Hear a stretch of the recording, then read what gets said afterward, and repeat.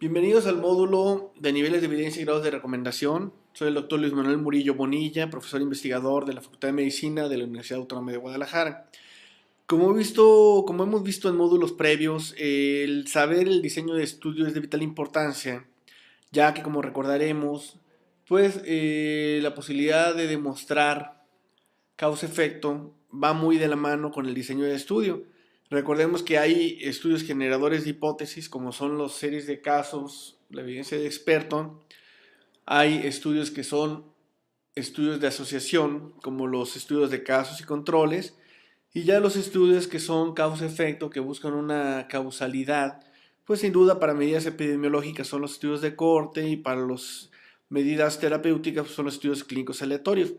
De tal manera que cada nivel de estudio tiene un nivel de importancia. Para eso se han creado los niveles de evidencia y los grados de recomendación.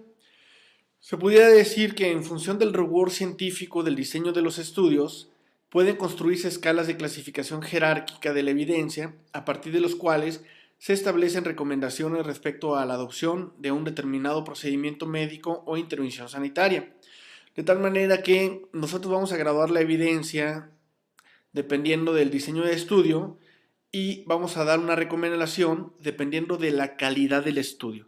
Así pues, este tipo de graduación de la información en medicina o en ciencia tiene que ver con el diseño del protocolo, los resultados, así como de la calidad de la información o de la evidencia que revisamos. Existe una gran cantidad de escalas de medición de niveles de evidencia y grados de recomendación. Estas son las 4 más famosas que hay en todo el mundo que habrá que conocer de manera general. Vamos a revisar hoy las 3 primeras de manera muy somera, que es la Canadian Task Force, que fue la primera que salió, y posteriormente modificaciones de la canadiense, como es la US Preventive Service, que es la fuerza de trabajo de los servicios preventivos de Estados Unidos, que es una de uso muy importante, que es modificación de la canadiense, así como algunas modificaciones que en Inglaterra le han hecho a las escalas, que es la escala de Oxford de medicina basada en evidencia del Centro Médico de Oxford. Habría que agregar también una que no está anotada, que son las que dicta la American Heart Association a través del Colegio Americano del Corazón. Y finalmente dejaremos para la siguiente plática la que yo creo que es la más interesante a conocer, que es la Liga Intercolegial Escocesa de Elaboración de Prácticas Clínicas, que se pega a la metodología MESH para nivel de evidencia y grados de recomendación.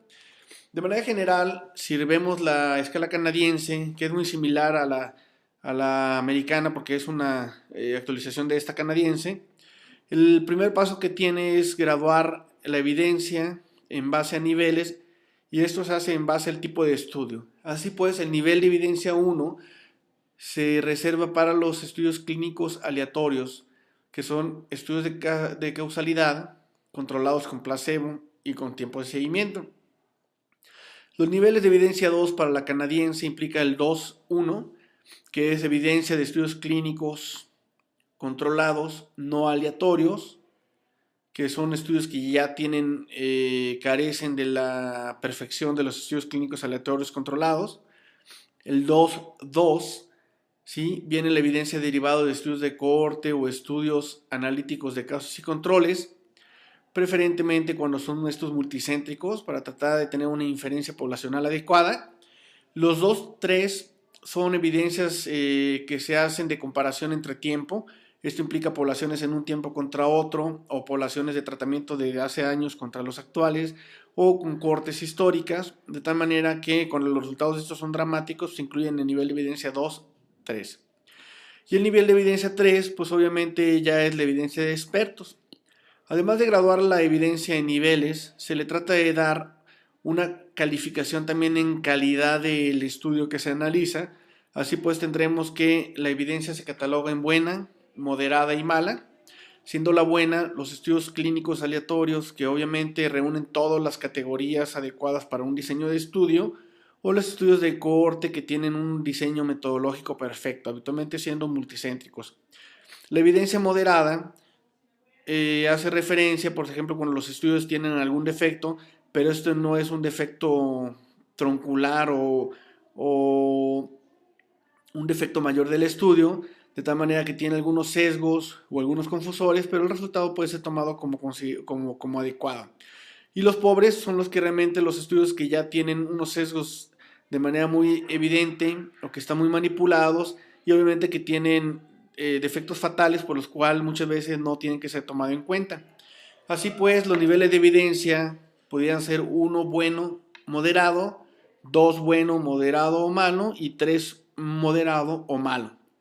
Con estos resultados de la evidencia tenemos que dar un grado de recomendación y la escala canadiense la identifica de la letra A la letra E, siendo la letra A cuando la Fuerza de Trabajo canadiense cataloga como buena evidencia,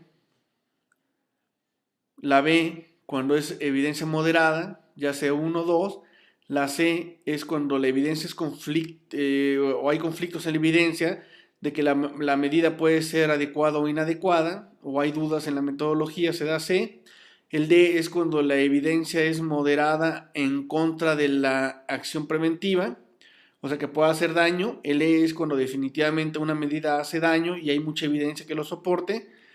Y el I es que hay evidencia insuficiente para catalogar la evidencia como niveles 1 a 3. Así pues, estas escalas consideran el nivel A y B como los mejores, donde dicen que una medida ayuda al paciente.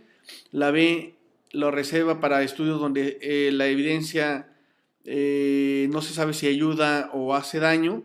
El D ya son estudios donde dicen que la medida terapéutica puede hacer más daño al paciente, y la E donde de manera contundente se demuestra que la medida va en contra de los pacientes. La I, de nuevo, pues son estudios que no se pueden calificar.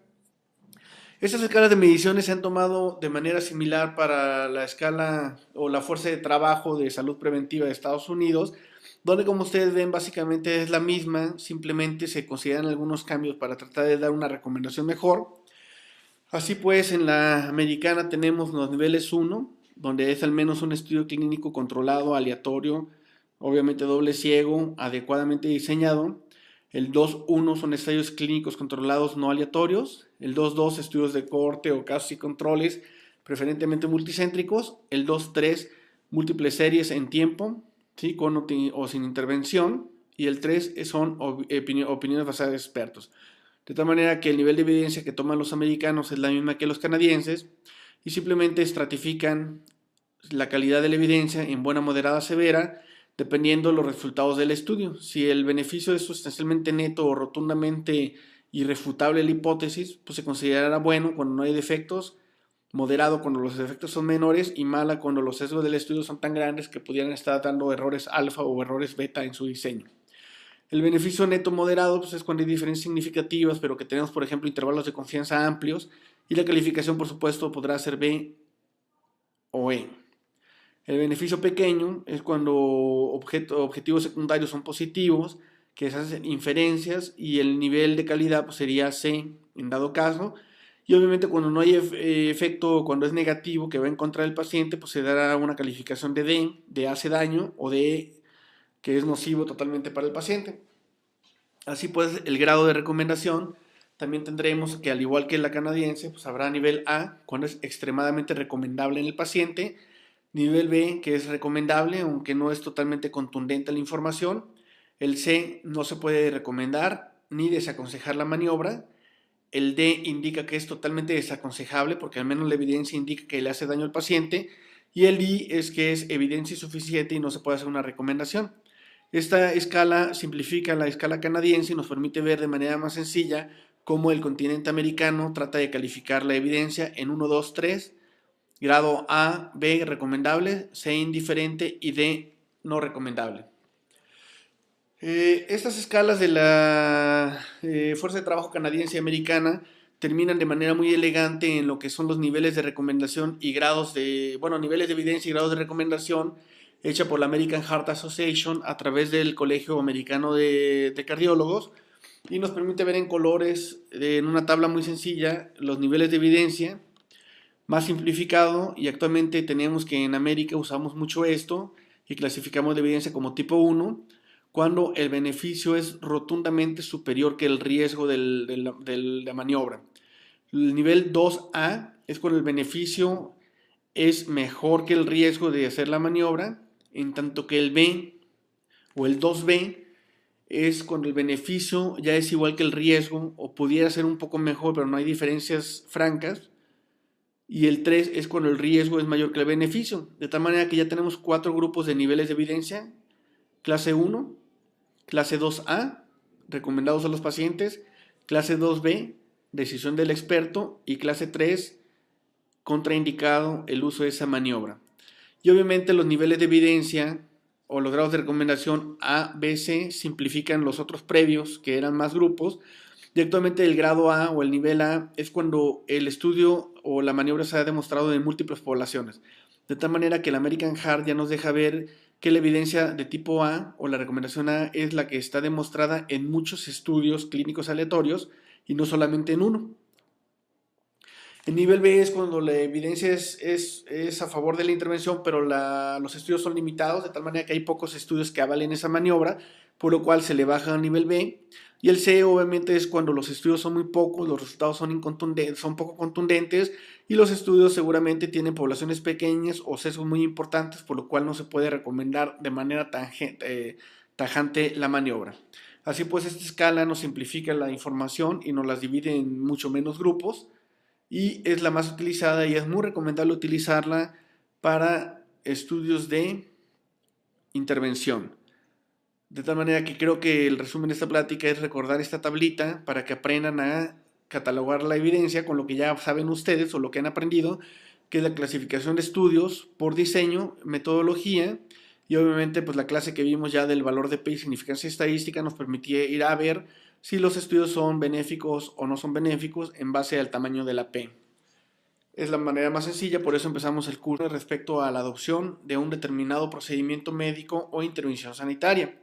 De tal manera que nosotros vamos a graduar la evidencia dependiendo del diseño de estudio y vamos a dar una recomendación dependiendo de la calidad del estudio. Así pues, este tipo de graduación de la información en medicina o en ciencia tiene que ver con el diseño de las medidas terapéuticas, son los estudios clínicos aleatorios. De tal manera que cada nivel de estudio tiene un nivel de importancia. Para eso se han creado los niveles de evidencia y los grados de recomendación. Se pudiera decir que en función del rigor científico del diseño de los estudios, pueden construirse escalas de clasificación jerárquica de la evidencia, a partir de los cuales se establecen recomendaciones. Va muy de la mano con el diseño de estudio. Recordemos que hay estudios generadores de hipótesis, como son las series de casos, la evidencia de experto.